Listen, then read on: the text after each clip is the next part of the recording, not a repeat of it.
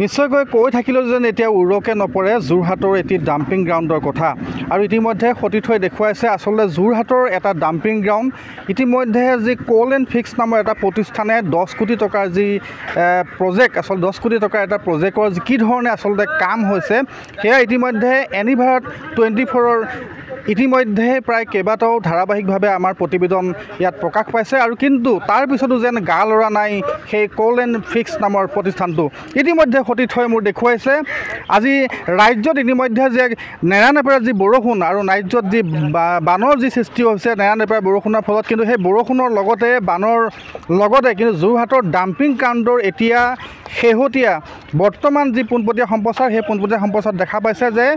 বৰষুণ যি নেৰানেপেৰা যি বৰষুণ হৈছে যি নেৰানেপেৰা বৰষুণৰ ফলত আচলতে যোৰহাটৰ যি ডাম্পিং গ্ৰাউণ্ডত আচলতে কি ধৰণৰ এটা অৱস্থা হৈছে আপোনালোকে চাওক যোৰহাটৰ নগৰৰ পৰা যি গড়মূৰৰ বা ইঞ্জিনিয়াৰিং কলেজ বা ওমেন ইউনিভাৰ্চিটি এই ইয়ালৈ যোৱা যি পথছোৱা এই পথছোৱাৰ কি ধৰণে আচলতে যিসকল যাত্ৰীয়ে কি ধৰণে আচলতে যাতায়াতত কৰিব লগা হয় এই দুৰ্গন্ধ অতিকৈ দুৰ্গন্ধময় এই পৰিৱেশৰ পৰা কি ধৰণে আচলতে দুৰ্গন্ধত সেইসকল পথচাৰী আচলতে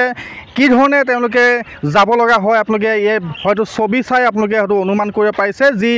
নেৰানেপেৰা বৰষুণৰ ফলত আচলতে যে গেলেকনিৰ এক সৃষ্টি হৈছে এয়া হৈছে যোৰহাটৰ ডাম্পিং গ্ৰাউণ্ড আৰু ডাম্পিং গ্ৰাউণ্ডত আচলতে কি ধৰণৰ কাম হৈছে কি ধৰণৰ কাম ইতিমধ্যে আগবাঢ়িছে সেয়া সমগ্ৰ যি পৰিৱেশ সেয়া ইতিমধ্যে এনিভাৰত 24 আপোনালোকে স্ক্ৰীণত আপোনালোকে দেখি আছে আৰু এই ধাৰাবাহিকভাৱে আমাৰ যি প্ৰতিবেদন সেয়া আমি প্ৰতিবেদন দেখুৱাই আছোঁ আপোনালোকক আৰু কেতিয়া আচলতে গা লৰিব এই কোল এণ্ড ফিক্স নামৰ প্ৰতিষ্ঠানটোৰ এইসকল ব্যক্তি আচলতে এই প্ৰতিষ্ঠানটোৱে কেতিয়াকৈ আচলতে যোৰহাটত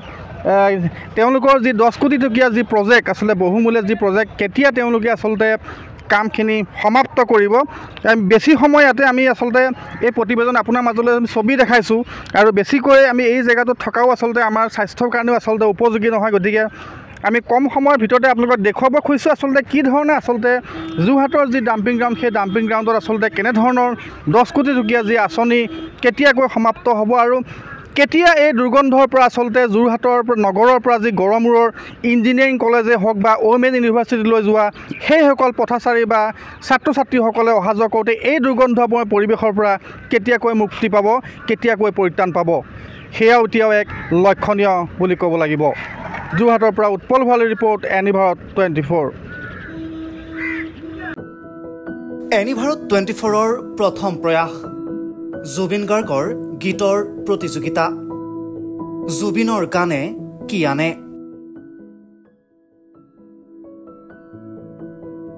অডিশ্যনৰ বাবে যোগাযোগ কৰক 8638661821 আৰু 8812831556 নম্বৰত এনিভাৰত 24 উদ্যোগত এটা নতুন সংগীতৰ প্ৰতিযোগিতা আয়োজন কৰা হৈছে য'ত মোৰ গানৰ প্ৰতিযোগিতা হ'ব আপোনালোকে তাত প্ৰতিযোগী হিচাপে আহিবলৈ পাৰিব আৰু মোৰ ফালৰ পৰা আন্তৰিক শুভকামনা জনাইছোঁ আৰু অনুষ্ঠানটোৰ নাম হৈছে গানে কি আনে সকলোকে মৰম জনাইছোঁ সকলোৱে আহক ইয়াত অংশগ্ৰহণ কৰক thank you very much love U